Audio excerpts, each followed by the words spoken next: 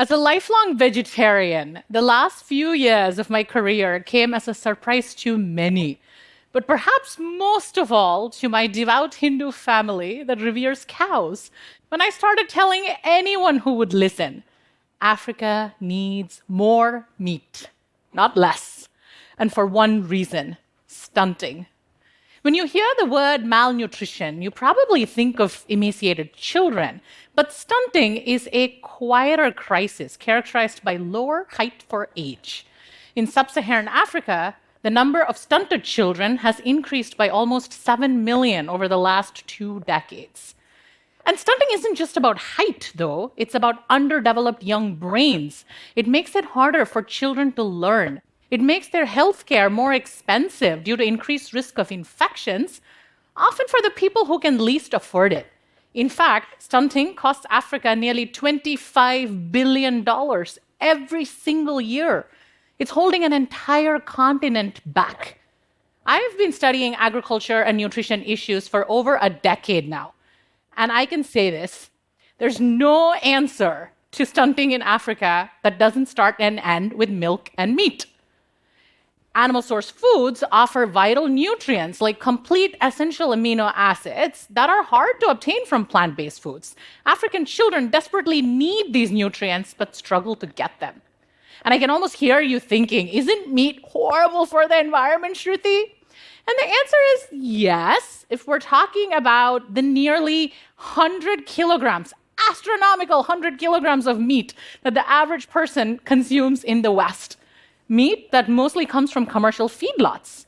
When I say that Africa needs more meat, I'm talking about a modest increase from the current average of 12 kilograms a year.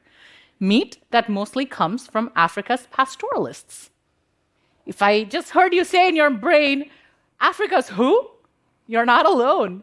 My husband, Bankole, grew up in Lagos, the epicenter of Africa's largest economy. And as you can see, this man considers a meal without meat an affront to his existence. And yet, when I started working on this topic, he was surprised to learn it was these pastoralists who supplied his favorite shaki, or tripe. In fact, Nigeria's nearly 20 million pastoralists own 90% of the cattle in the country. But they're also some of the most impoverished communities. And I've been studying pastoral communities not just in Nigeria, but across Africa: who they are, what they struggle with, how they participate in modern livestock markets. And it's led me to one conclusion. If milk and meat are the answer to Africa's nutrition challenges, pastoralists are the answer to how we scale milk and meat production sustainably for the continent. Pastoralists have effectively navigated harsh environments for centuries without GPS or geospatial data. In fact, long before countries even existed. And yet today, the odds are stacked against them. As lakes dry up and the pastures they historically used are fenced off for crop farming, disputes over natural resources are keeping pastoralists locked in a cycle of hardship and poverty. And this is a common story across Africa. Earlier this year, I traveled 3 hours south of Nairobi to Kajiado County in Kenya, where I met Lady Kilena, a 65-year-old Maasai pastoralist. Lady Kilena told me about her first manyata, a usually circular hut made of grass and cow dung and twigs. And then she pointed to another steel structure on that compound and said that's what she built with profits from sales of milk. Yet, when I visited her, all of her animals had died during the most recent drought. And she was devastated because her grandchildren had dropped out of school. Efforts to help pastoralists like Lady Kilena have historically been reactive, focused on providing aid during really tough times. But pastoralists don't want handouts. They are rational business people with an intuitive knowledge of economics. So instead of trying to force them to settle down and set up commercial feedlots, we need to help them bridge the old and the new by helping companies work more directly with pastoralists, by encouraging governments to pass pastoralist-friendly policies and invest in better data so that they can thrive in a modern economy and produce more milk and meat without sacrificing sustainability or their culture. One thing is for sure, though, we must demand more from businesses. Pastoralists today get taken advantage of by middlemen who purchase their animals at half price or lower in remote rural markets and sell those exact same animals to meat processors in the city for double the price. And this leaves both the pastoralists and the meat processors looking for a way to bridge the gap, not just in distance, but also prices. I met Tess Gebru, the CEO of Luna Export Abattoirs in Addis Ababa, the capital city of Ethiopia, last year at his slaughterhouse. And if you've ever heard the joke about what happens when a card-carrying vegetarian walks into a slaughterhouse, well, you don't need to imagine much further. That was me.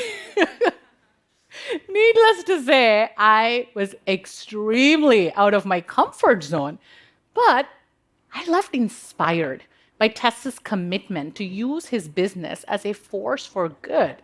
Over the last 8 years, Tess has been building a program that treats pastoralists as equal partners. He gives them essential support, like seeds for fodder or vaccines and access to vets at affordable cost.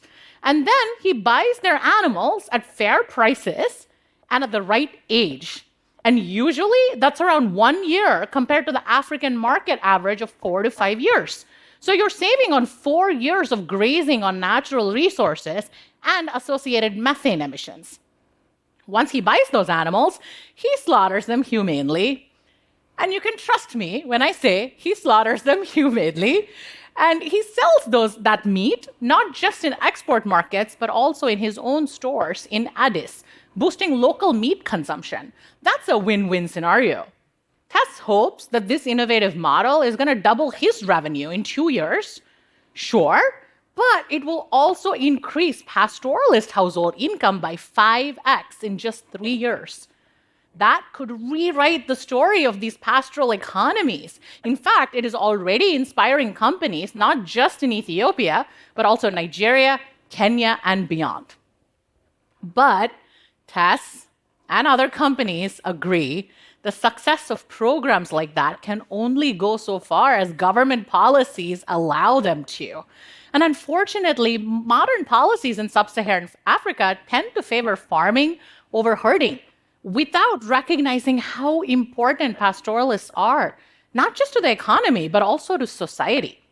There are a few forward-thinking African countries that have passed pastoralist-friendly policies.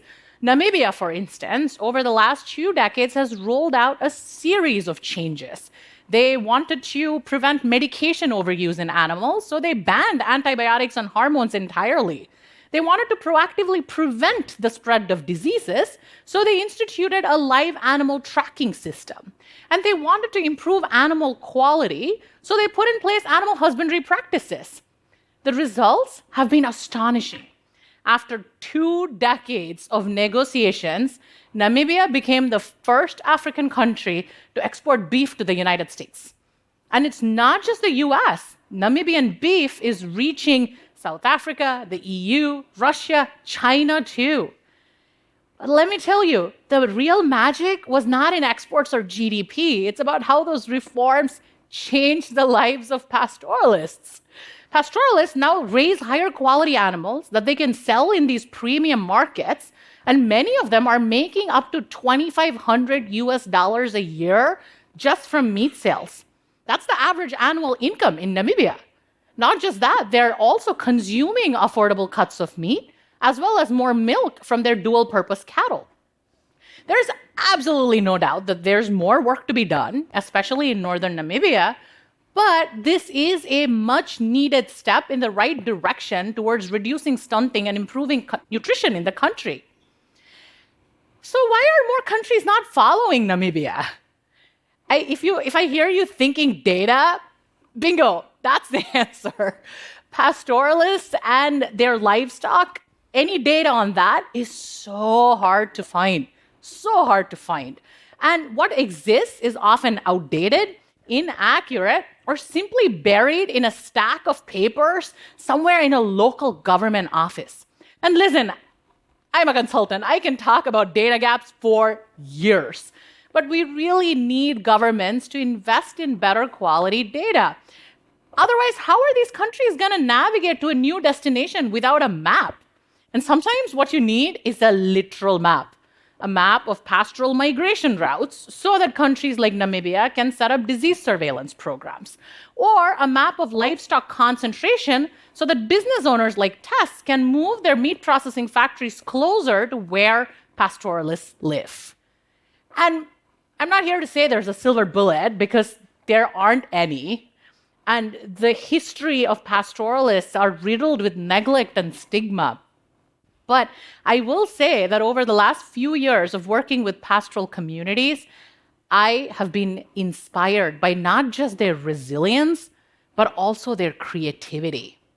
Just the other day, I got a WhatsApp message from Tumal, a Kenyan pastoralist that traveled 1,000 kilometers by road to attend a conference I hosted in Nairobi earlier this year. He was recounting how his wife had ingeniously used cotton, plaster of Paris, and acacia tree bark to splint a young camel bull's fractured leg. The camel's doing great, by the way. He assured me of that. But that resourceful act really shows us that pastoralists are willing to adapt, to incorporate modern veterinary practices right alongside ancient wisdom.